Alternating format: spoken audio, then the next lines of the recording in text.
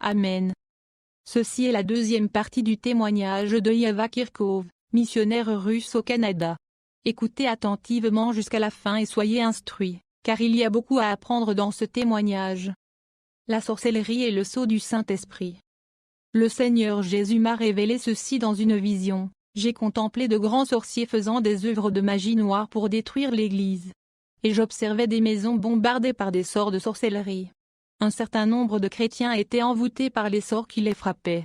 J'ai demandé, Seigneur, est-ce possible? Il est écrit que les sortilèges ne peuvent pas affecter un chrétien. Le Seigneur a répondu, je vous dis que vous aussi, après avoir entendu la parole de vérité, l'évangile de votre salut, et ayant aussi cru en lui, vous avez été scellés du Saint-Esprit de la promesse. Vous l'avez bien dit, celui qui a le sceau du Saint-Esprit n'est pas touché par les sortilèges. J'ai observé ces frères qui étaient touchés par ces sortilèges. Le Seigneur m'a fait voir leurs robes qui étaient blancs mais souillées. Les sorciers pouvaient atteindre les frères qui ne menaient pas une vie sainte. Leurs vêtements tachés de péché donnaient cette légalité. Il n'y avait pas de sceau du Saint-Esprit dans la vie de ces frères. Le Seigneur m'a montré un frère. Les sorts qui étaient jetés sur lui le frappaient et déviaient dans d'autres directions. J'ai regardé et observé l'armure de ce chrétien qui était comme celui d'un ancien guerrier romain. Cette armure brillait et recouvrait le corps entier de ce frère. Ephésiens 6:18. Au reste, fortifiez-vous dans le Seigneur, et par sa force toute puissante. Revêtez-vous de toutes les armes de Dieu, afin de pouvoir tenir ferme contre les ruses du diable.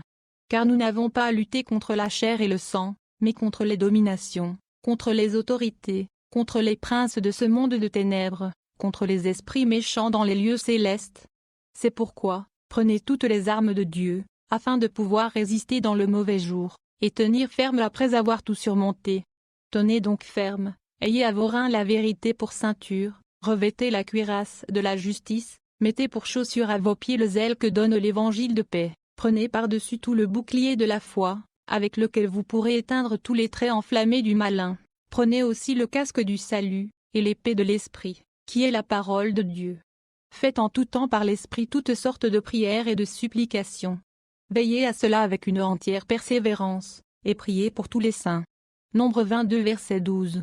Dieu dit à Balaam, tu n'iras point avec eux, tu ne maudiras point ce peuple, car il est béni.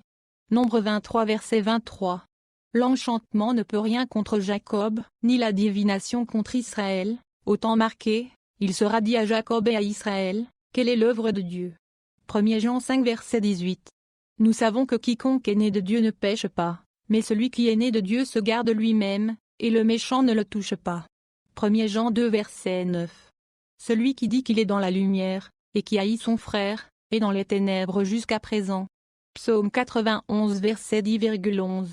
Aucun malheur ne t'arrivera, aucun fléau n'approchera de ta tente. Car il ordonnera à ses anges de te garder dans toutes tes voies. J'ai regardé ce frère, il avait le sceau du Saint-Esprit sur son front. Le Seigneur Jésus a dit que le diable peut monitorer le chrétien fidèle, mais qu'il ne peut pas le détruire. 1 Pierre 5 verset 8, le Seigneur dit aussi que le diable ne peut toucher ses serviteurs que s'il le permet. Job 2 versets 5 et 6, mais avance maintenant ta main, et touche ses os et sa chair, et il te maudira en face. Et l'Éternel dit à Satan, voici, il est entre tes mains, mais préserve sa vie. Psaume 31 verset 15. Mes destinées sont dans ta main, délivre-moi de mes ennemis et de mes persécuteurs. Colossiens 3 v1-3, si donc vous êtes ressuscités avec Christ, cherchez les choses d'en haut, où Christ est assis à la droite de Dieu. Affectionnez-vous aux choses d'en haut, et non à celles qui sont sur la terre. Car vous êtes morts, et votre vie est cachée avec Christ en Dieu. Je vous dis que la sorcellerie frappe les chrétiens qui ne vivent pas l'évangile de la vérité, qui ne sont pas couverts du sang du salut. Ils ne recevront pas le salut bien qu'ils soient chrétiens. Même pour le vrai chrétien, la sorcellerie ne peut pénétrer ceux qui sont vêtus de l'armure de la parole, vivant l'évangile de la sainteté. L'enfer. Dans ma marche sur la voie de Dieu, je faisais des expériences avec lui et j'étais donc préparé à descendre dans les parties inférieures de la terre. Dans mon expérience en enfer, Jésus m'a conduit à la tête de l'enfer. La bouche de cette tête s'est ouverte. Les dents étaient une porte noire et verrouillée par des serrures. Cette porte s'est ouverte avec la présence de Jésus, nous sommes entrés. Je voyais les démons courir à cause de la présence de Jésus. Je suis allé dans divers endroits de l'enfer. J'ai contemplé des prisons semblables aux chaînes qui retiennent les prisonniers. J'ai contemplé une force invisible qui tourmentait les personnes qui se trouvaient dans ces cellules. D'autres types de prisons que j'ai contemplées étaient des fosses comme des nids de poules sur le sol, des trous où les âmes étaient piégées et ne pouvaient pas en sortir. Des fosses avec de la boue immonde se trouvaient aussi à cet endroit avec plein de gens à l'intérieur. Il y avait aussi des rivières de sang où les meurtriers qui avaient versé le sang sur la terre étaient gardés. Personne ne pouvait sortir de tous ces lieux de souffrance. Je contemplais aussi un océan de feu énorme rempli d'âmes en feu. Il y avait aussi des personnes pendues sur des croix. Il y avait plusieurs prisons, toutes différentes les unes des autres. Les tortures étaient de différents types, des millions de tortures. Les démons ne se lassent jamais de torturer. Plus il y avait de tortures, plus ils ressentaient de plaisir. Chaque âme qui tombait dans cet endroit était une récompense, une célébration des victoires. Les réseaux sociaux. Le Seigneur m'a dit, ma servante, la technologie va bientôt lancer les réseaux sociaux. Aujourd'hui tu n'as aucune idée de ce que c'est, mais ces réseaux sociaux vont détruire beaucoup des mariages. Il y aura de la prostitution et les esprits des démons de la luxure, et de la sensualité auront des hommes et des femmes, ils feront trébucher beaucoup de mes serviteurs avec le péché de la convoitise des yeux. Dites aux gens de s'éloigner de ces personnes endémiques qui viendront avec cette nouvelle invention. Évitez les réseaux sociaux. À l'époque, je n'ai pas compris, mais avec l'invention des ordinateurs sont arrivés les réseaux sociaux. Aujourd'hui, je peux mieux expliquer. D'abord, les démons que je voyais étaient plusieurs à avoir inventé les réseaux sociaux. Ils riaient. Ces démons des réseaux sociaux étaient des femmes belles et séduisantes. Leur but est de détruire les mariages. Elles étaient joyeuses. Elles riaient de bonheur. Elles avaient réussi à détruire plusieurs mariages. Les démons de la sensualité encourageaient les femmes à marcher dans la sensualité. Ces démons étaient contents car ils avaient jeté beaucoup de jeunes chrétiens dans la prostitution et poussé beaucoup de célibataires à forniquer. J'eus la vision d'un démon entrant dans l'ordinateur par le biais d'un réseau social. Il provoquait le divorce et détruisait de nombreux mariages, encourageait les jeunes à avoir des rapports sexuels et l'immoralité et persuadait les gens de se donner dans des relations sexuelles sans engagement. Ces femmes séductrices qui sont des démons avaient diverses techniques de séduction pour faire tomber les hommes de Dieu de la foi. Le but de ces démons des réseaux sociaux est d'utiliser une femme pour provoquer la jalousie dans les mariages et les relations et créer des faiblesses dans le mariage par des querelles. Ils prennent l'avantage lorsque le mariage est tiède. Ces démons sont déterminés, patients et sensuels, ils ont toutes les armes de séduction pour leur conquête. Ils choisissent des personnes séduisantes dans leur corps et leurs cibles sont les femmes et les hommes de Dieu. Le plan de ces démons est de s'approcher comme des amis et de séduire peu en hypnotisant l'esprit des croyants pour susciter l'amour. Les démons du lesbianisme utilisent des tactiques pour utiliser les femmes afin de conquérir les autres, les démons qui utilisent les hommes pour séduire les sœurs qui sont mariées et les faire sortir de l'église, pour tenter les jeunes hommes célibataires de tomber dans la prostitution. Ces démons de la séduction ont fait de grands efforts pour détourner beaucoup de personnes de la foi. Ils étaient joyeux de faire leur travail. Contraception. Nous nous sommes approchés d'un démon encapuchonné avec un manteau noir. Sa présence était si maléfique, il avait un livre à la main et un stylo en forme d'os. Ce livre était le livre de l'enfer et il était écrit sur sa couverture, livre de la mort éternelle. Le Seigneur Jésus a dit que dans ce livre étaient écrits les noms des personnes qui étaient encore sur terre, qui ne lui avaient pas encore donné leur vie. Je pouvais voir des noms de personnes sur terre. Les lettres étaient écrites avec des lettres de sang. Je contemplais plusieurs noms de grands bergers des États-Unis qui étaient écrits dans ce livre, des hommes connus, des auteurs de livres. Ils étaient trompés. Je n'avais pas la permission de révéler les noms pour ne pas provoquer de scandale dans le pays. Le Seigneur ne le permettait pas. Le Seigneur Jésus a ordonné à ce démon d'ouvrir le livre et de montrer mon nom. À ma grande surprise, mon nom y était. J'ai crié et j'ai dit, « Seigneur, pourquoi t'ai-je consacré ma vie, et pourtant je serais jeté en enfer ?» Le gouvernement des États-Unis avait lancé une campagne où les couples devaient avoir un fils, au maximum 2. Ce programme s'appelait le contrôle des naissances. J'avais évité les enfants, mais ce n'est que plus tard que j'ai compris que c'était un complot de Satan derrière le gouvernement. Le Seigneur m'a dit, après que vous et votre mari êtes partis aux États-Unis, vous avez écouté les démons et pris une contraception et tué une vie qui allait se former dans votre ventre. Je voulais élever cet enfant comme un prophète sur terre et tu as pris ce médicament qui a été conçu ici en enfer pour tuer mes enfants.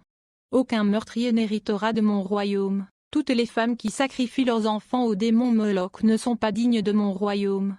Les mères de mes servantes sont saintes, elles ne peuvent pas prendre de remède diabolique. Beaucoup resteront stériles si elles continuent à en prendre. Je fermerai le ventre de telle mère afin qu'elle n'offre pas mes enfants à Moloch. J'ai demandé pardon au Seigneur. J'ai pleuré en me repentant. Le Seigneur a dit, quand plus vous a été donné, plus vous sera réclamé. Je demanderai plus à ceux qui ont eu une expérience avec moi qu'à ceux qui n'en ont jamais eu. Je demanderai plus à ceux qui connaissent ma parole. Je demanderai plus de ceux qui mènent une vie sainte. Je demanderai plus de ceux qui ont reçu plus de dons et que j'ai beaucoup utilisés. Je demanderai plus de ceux qui ont plus de responsabilités dans mon œuvre. Je demanderai plus de ceux qui sont des bergers. Le Seigneur ordonna à ce démon d'effacer mon nom de ce livre. Je n'appartenais plus à l'enfer. Je m'étais repenti de ce péché. Le Seigneur Jésus m'a emmené dans une autre partie de l'enfer. J'ai vu un démon horrible. Ce démon préparait une substance en enfer.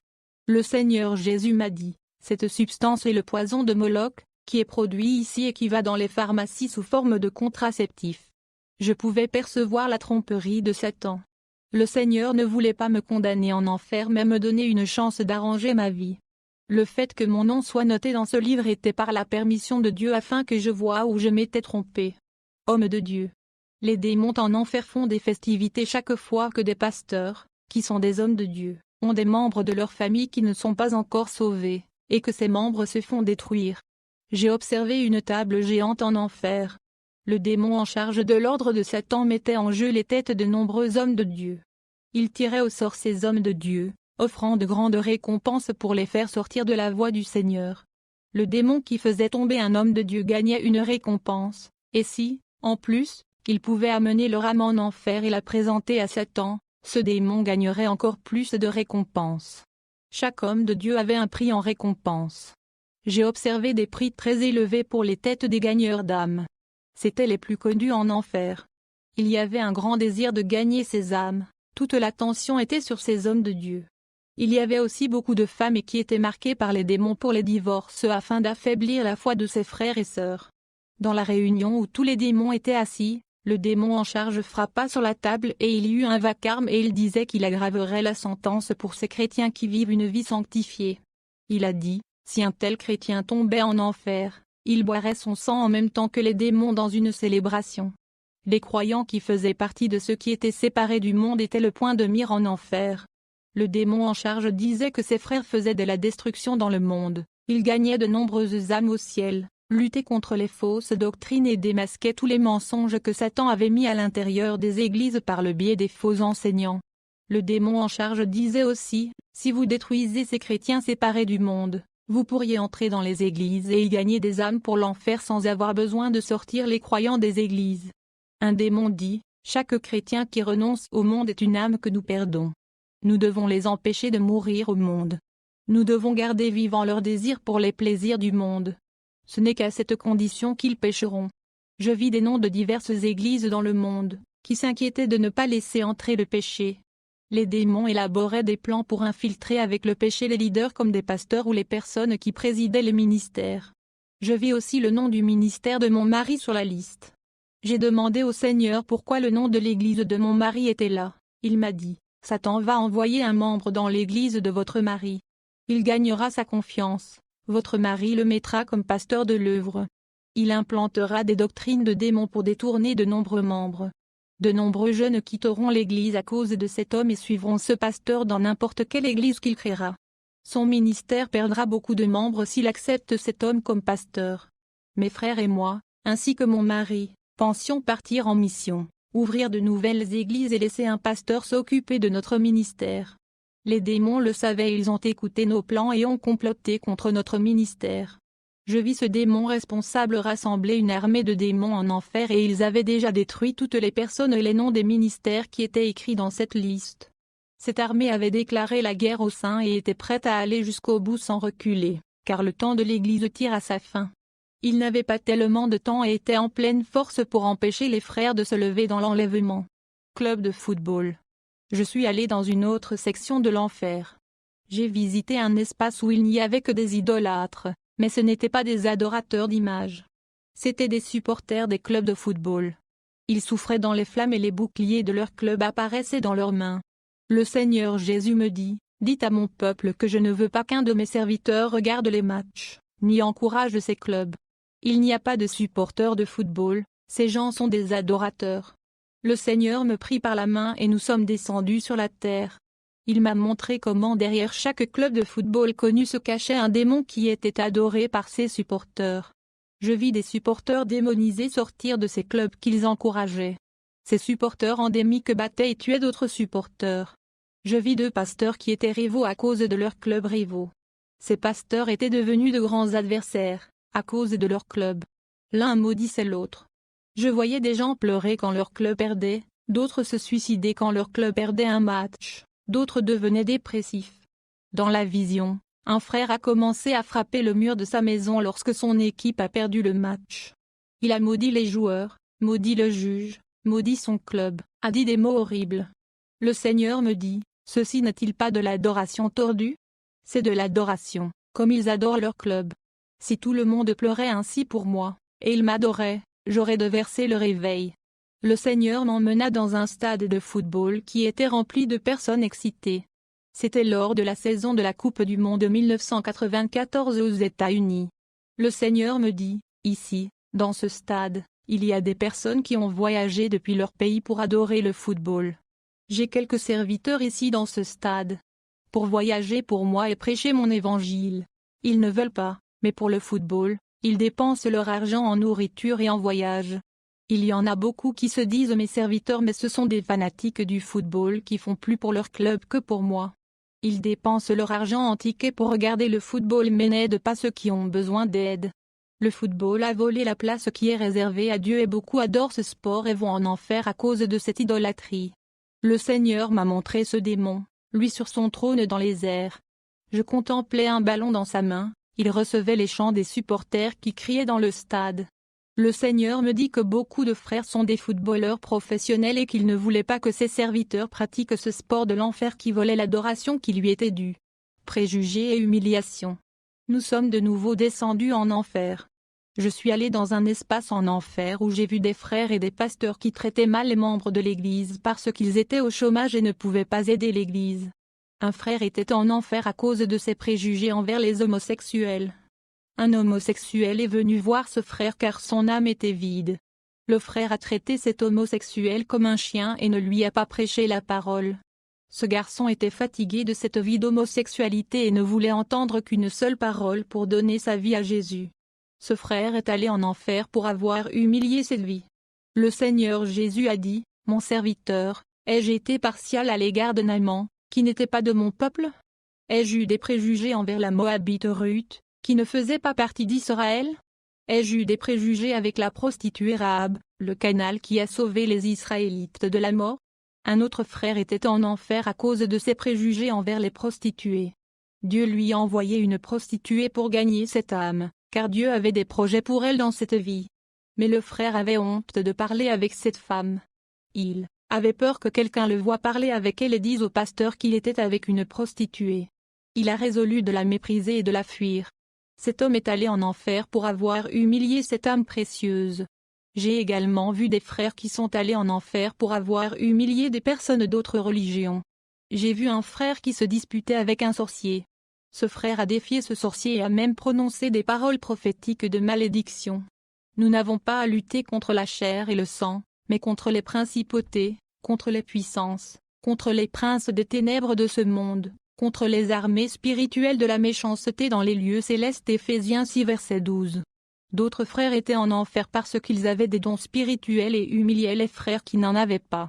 D'autres frères étaient en enfer parce qu'ils voyaient leurs frères faibles et dans le besoin et au lieu de les aider, ils les avaient simplement poussés hors de l'Église, ce qui en a fait dévier beaucoup. Des frères étaient en enfer parce qu'ils voyaient un autre frère qui portait une culpabilité au lieu de le réconforter. Ils ont augmenté le poids de la culpabilité, poussant ce frère à se suicider. Ces frères aimaient faire culpabiliser les autres pour ce qui était déjà passé dans leur vie. D'autres frères, ils étaient en enfer pour avoir blâmé les gens pour leur propre défaillance. Ils ne reconnaissaient pas leur propre responsabilité de s'être trompés. J'ai vu des frères qui étaient en enfer parce qu'ils critiquaient les autres frères et disaient du mal de tout homme de Dieu, ne priaient pas pour les faibles mais ils critiquaient, dénigraient et diffamaient les autres. Quitter les ministères. D'autres frères étaient en enfer pour avoir quitté leur ministère et attaquaient les églises. Ces frères sont ceux qui n'ont pas de ministère. Les anciens ou les diacres recevaient de grands châtiments pour avoir quitté l'église et fait sortir beaucoup de personnes de l'église, disant que les gens n'ont pas besoin de se rassembler dans un ministère. Matthieu 23 verset 13, Malheur à vous, docteurs, pharisiens et hypocrites, vous fermez le royaume des cieux devant les hommes, vous n'y entrez pas vous-même et vous ne laissez pas entrer ceux qui voudraient y entrer. Satan se moquait de leur tête, car ces hommes avaient suivi les mêmes stratégies que Lucifer, sortant du ciel et entraînant avec lui le tiers des anges. Satan avait appris aux anges à se rebeller et ces hommes incultes enseignaient à de nombreux frères à se rebeller aussi. Romains 13 versets 1 à 8, que toute âme soit soumise aux autorités supérieures. Car il n'y a point d'autorité qui ne vienne pas de Dieu, les autorités qui existent ont été instituées par Dieu. Quiconque résiste à l'autorité résiste donc à l'ordre de Dieu, et ceux qui résistent recevront pour eux-mêmes une condamnation. Car les magistrats ne sont pas une terreur pour les bonnes œuvres, mais pour les mauvaises. Ne crains donc pas le pouvoir, fais le bien, et tu auras sa louange, car il est pour toi le ministre de Dieu pour le bien. Mais si tu fais le mal, crains-le, car ce n'est pas en vain qu'il porte l'épée, car il est le ministre de Dieu, un vengeur qui exécute la colère sur celui qui fait le mal. Il faut donc que vous soyez soumis, non seulement par la colère, mais aussi par conscience. C'est pourquoi vous devez aussi payer le tribut, car ce sont des ministres de Dieu, qui s'occupent continuellement de cette chose. Rendez donc à chacun son dû, le tribut à qui le tribut est dû, la coutume à qui la coutume est due, la crainte à qui la crainte est due, l'honneur à qui l'honneur est dû. Ne devez rien à personne, sinon de vous aimer les uns les autres, car celui qui aime les autres a accompli la loi. Si un gouverneur ou un ministre de l'Évangile doit être respecté, nous ne devons pas nous rebeller contre les autorités spirituelles qui ont été élevées par Dieu. Si nous nous rebellons, nous serons condamnés à l'enfer. Psaume 133 verset 1-2. Voici, qu'il est bon et agréable pour des frères d'habiter ensemble dans l'unité. C'est comme le parfum précieux sur la tête, qui descendait sur la barbe d'Aaron, qui descendait jusqu'au pan de ses vêtements. Chers frères et sœurs, n'écoutez pas ceux qui ne vont pas à l'église. Ce sont des brebis perdues du pâturage, sans direction pour leur vie, car ils ne peuvent pas guider ceux qui se rassemblent dans les assemblées. Ce n'est pas vous qui avez besoin de leur aide, c'est eux qui ont besoin de votre aide. N'écoutez pas leur doctrine destructrice. Satan connaît également la parole de Dieu et a essayé de détourner Christ de ses objectifs. Satan a fait preuve d'esprit et de subtilité pour amener Adam et Ève à pécher. Diffamation. D'autres frères étaient en enfer parce qu'ils ne voyaient que les défauts des serviteurs de Dieu. Ils n'ouvraient jamais la bouche pour parler de quoi que ce soit. Ils ne disaient que des choses mauvaises. D'autres frères étaient en enfer parce qu'ils avaient un esprit arrogant. Ils voulaient être meilleurs que les autres en tout et ils avaient toujours raison et tout le monde tort. Ils n'acceptaient jamais la correction de leur pasteur et s'opposaient à la discipline. La première section était constituée de ceux qui avaient une plus grande connaissance théologique et qui ne pouvaient pas accepter la correction. Ils se considèrent comme les détenteurs de la vérité et lorsque Dieu utilise un prophète pour les corriger, ils trouvent à redire au prophète. Ils haïssaient dans leur cœur. La deuxième section était de ceux qui avaient plus de dons que les autres et ils avaient l'habitude de rechercher les dons, le pouvoir et l'autorité. Ceux-là étaient grands et n'acceptaient pas l'ordre du berger, car ils agissaient comme s'ils étaient les chefs. Ils trébuchèrent dans leur propre grandeur et furent envoyés en enfer. La troisième section concernait ceux qui débattaient de la parole de Dieu et contestaient sa connaissance contre les autres. L'un voulait prouver à l'autre qu'il avait tort, l'autre voulait prouver que sa connaissance était meilleure et que sa sagesse était la meilleure. Ces deux frères se disputaient verbalement, échangeant même des insultes. L'un voulant être meilleur que l'autre. Ils sont entrés dans un conflit permanent. Une guerre sans fin qui générait des persécutions de part et d'autre. L'un voulait diffamer l'autre, son ministère, ses doctrines. Ils sont devenus ennemis et sont allés en enfer. Là, les démons les mirent en lutte éternelle sur la théologie et les torturèrent encore. Blâmer Dieu. Nous sommes allés dans une autre section de l'enfer. J'ai vu des frères qui étaient là pour avoir critiqué Dieu. Ces frères disaient que Dieu n'avait pas fait ceci et cela. Ils étaient en enfer parce qu'ils reprochaient à Dieu leur malheur. Ils ont perdu des membres de leur famille et ont blâmé Dieu, d'autres étaient en enfer pour avoir murmuré contre Dieu. Le Seigneur Jésus m'a dit, de même que le peuple d'Israël n'est pas entré en Canaan à cause des murmures, de même beaucoup de frères qui murmurent n'entreront pas au ciel. Seuls Josué et Caleb sont entrés dans la terre promise.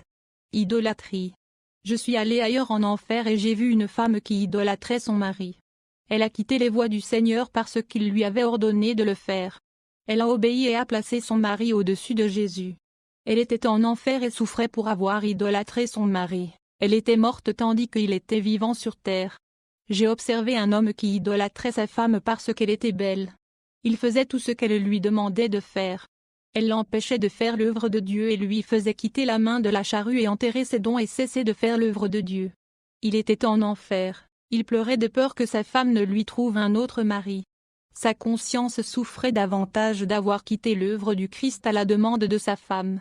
Je suis allé dans un autre endroit de l'enfer. J'ai observé des frères qui idolâtraient des pasteurs, des évêques, des apôtres, des chanteurs et des prédicateurs célèbres. J'ai aussi observé ceux qui adoraient les plaques d'église, vantaient les noms de leur congrégation en disant que le nom de leur ministère les avait sauvés. Ils étaient tous en enfer. Commérage. J'ai observé en enfer des frères qui faisaient des commérages. Ils parlaient des vêtements, des chaussures, des pantoufles des autres. Ils se focalisaient sur certains frères et les montaient les uns contre les autres. Ils racontaient tout au pasteur. Ils ne pouvaient pas voir quelqu'un faire une erreur qu'ils couraient raconter au pasteur. Ils soulignaient le péché de ceux qui trébuchaient et gardaient les yeux sur ces personnes si le pasteur prenait sa place. Malice. J'ai observé des frères en enfer qui espéraient que tout irait mal dans la vie de l'autre. Ils espéraient que leur frère ne pourrait pas obtenir un meilleur emploi. Ils espéraient que le pasteur ne s'occuperait pas de ce frère. Lutte. J'ai observé des frères qui étaient en enfer pour s'être battus et ne pas avoir pardonné, des frères en enfer pour s'être battus, s'être fait concurrence et s'être disputés. D'autres sont en enfer pour avoir poussé leurs frères à pécher. Ce sont aussi des frères désunis et envieux les uns des autres. Cause de chute. D'autres sont en enfer pour avoir détruit la foi et sorti les âmes de l'Église pour les envoyer dans le monde. Division. D'autres sont en enfer pour avoir divisé la maison du Seigneur, formant des groupes de complot. Celui qui n'est pas avec moi est contre moi et celui qui n'assemble pas avec moi disperse. Luc chapitre 11 verset 23. Persécution. J'ai observé en enfer des frères qui mettaient d'autres frères à l'épreuve. Des frères qui persécutaient leur pasteur jusqu'à ce qu'ils soient enlevés de leur poste par le pasteur président étaient aussi en enfer. D'autres, sous la pression de l'Église, abandonnaient leur poste et renonçaient à nourrir le troupeau. Tous ceux qui ont persécuté ces bergers étaient en enfer. D'autres étaient en enfer pour avoir harcelé et persécuté ces frères qui étaient utilisés par Dieu. 1 Chroniques 16h22. Ne touchez pas à mes oins, et ne faites pas de mal à mes prophètes. Malédiction. J'ai observé des bergers en enfer pour avoir chassé des brebis comme s'ils possédaient l'Église. D'autres bergers étaient en enfer pour avoir maudit les membres, l'un d'eux parce qu'il avait changé l'Église. Ce pasteur ne voulait pas perdre ce membre et l'a maudit, ce qui l'a conduit en enfer. L'autre était parce qu'il allait très bien et donnait de grosses offrandes. Le pasteur ne voulait pas perdre ce membre. Le membre voulait se rendre dans une autre ville et y vivre. Le pasteur l'a maudit pour qu'il perde son emploi. C'est la cause qui l'a conduit en enfer. L'autre pasteur a perdu un membre dévoué qui était très actif dans l'œuvre de Dieu et a gagné beaucoup d'âmes pour ce pasteur. Son église était remplie par le don que ce membre avait. Un jour, le temps de ce membre s'est terminé dans cette église. Il a dû partir pour un autre endroit pour faire la mission. Le pasteur l'a maudit et lui a dit qu'il allait mourir pendant cette mission. Le pasteur n'a pas accepté cette décision de son frère, il voulait empêcher les plans de Dieu. Peu après, ce pasteur est mort et est allé en enfer. Favoritisme. Un autre pasteur était en enfer parce qu'il ne réservait des postes dans le ministère que pour ses proches, il ne faisait pas confiance aux autres membres, il méprisait les capacités des brebis. Faire obstacle aux dons des autres. Un autre pasteur était absolutiste, il voulait tout faire par lui-même, il n'acceptait les conseils de personne. Quand Dieu utilisait un vase pour aider l'œuvre, il n'écoutait pas, car il n'avait confiance qu'en lui-même. De nombreux frères que Dieu voulait utiliser, il les en empêchait. Il ne leur donnait aucune opportunité, seul lui parlait et décidait des affaires.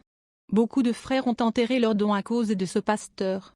Quand il est mort, il est descendu en enfer pour son orgueil. Dette. Des bergers étaient en enfer pour avoir dû aux banques et n'avoir pas payé le prêt et d'autres frères étaient en enfer pour n'avoir pas remboursé leurs emprunts. Christianisme de façade. Puis je suis allé dans une autre partie de l'enfer. Il n'y avait que des membres d'église. Jésus me dit, ce sont des membres d'église, mais pas mes disciples. Ils se disent croyants, mais ils ne sont pas pratiquants. Ils n'ont pas renoncé au péché et étaient sans le Saint-Esprit. Vous ne pouvez pas maintenir une vie spirituelle vivante dans un monde de ténèbres où Satan contrôle sans le Saint-Esprit. Puis Jésus aima remonter sur la terre. Frères, je pourrais vous relater d'autres expériences, mais si je vous les racontais tous, je passerai la journée à parler. J'espère que ces expériences sont suffisantes pour augmenter votre foi. Je suis reconnaissante d'avoir pu partager mes expériences avec vous. Que la paix de Jésus soit avec vous. Amen. Fin des témoignages de la missionnaire Eva Kirchhoff. Nous espérons que vous avez été bénis par cette vidéo. Veuillez cliquer j'aime si la vidéo vous a plu afin